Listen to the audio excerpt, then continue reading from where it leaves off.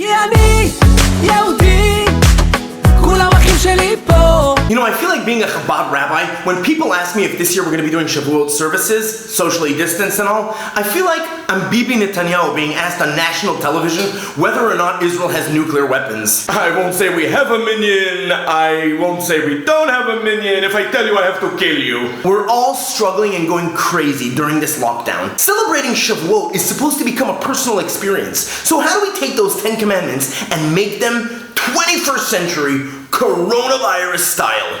Let me show you. The first commandment is, I am the Lord your God, which means to tell you that everything that we're going through, yes, even these challenges, they all come from the one true God and His goodness. Number 2, thou shalt have no gods other than me. Don't look at the other forces, the doctors, the politicians, the scientists, and the media as independent opinions other than God. They are nothing but tools working in God's hands. So follow the rules that you're given, but know that there is nothing other than God. Number 3, don't use God's name in vain. Don't drag God into the negativity that you might find yourself in. Don't blame Him for your struggles. Our job is to elevate ourselves to Him, not drag Him down to us. Number 4, keep the Shabbat day holy. You might find yourself going crazy at home in this isolation with all the kids tearing the house apart. You might go crazy out of boredom with no one around. But the idea is to remember Shabbat.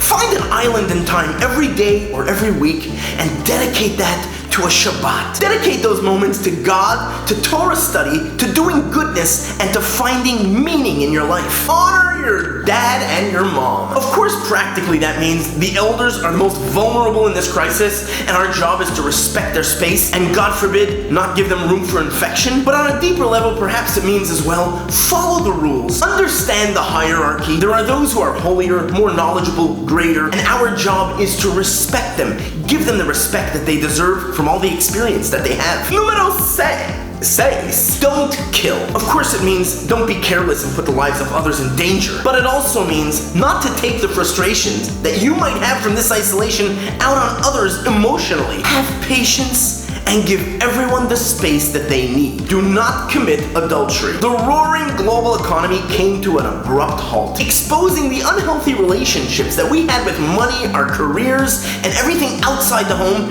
and sending us back to our families and the home where we should have been all this time. As we step out of this isolation and go back into the world, let's make sure that the material world outside doesn't lure us into its nets, and let's remain committed to where we must be. Do not kidnap. Kidnapping or stealing means infringing into the independent space of somebody else. During this lockdown, let's respect other people and their independent space that they deserve. You may not agree with their opinions or decisions, but allow them to have the divinely gifted free choice that they were given. Don't bear false witness. Don't fool yourself. Live a wholesome life, discovering the infinite beauty that your reality, with all its flaws, has. Don't get lost in the Facebooks, the Instagrams, all the social media life that just tries to fill your emptiness with modified images of perfection. Reb Shmuel of Lubavitch once told somebody that to fool the world is one thing, but to fool yourself, that's a shame. That makes you a fool. And what's so good about fooling a fool? And finally, don't covet the house of your friend. The grass is always greener on the other side. It might look to you like others have been dealt an easier blow from the virus while you're struggling so immensely with your particular challenges. But when you realize that God has carefully designed your struggles and challenges for your particular mission in life, you will hopefully find comfort in whatever situation you find yourself in. Wishing you a Chag Sameach, happy Shavuot, and may you have the most delicious of cheesecakes. כי אני יהודי, כולם אחים שלי פה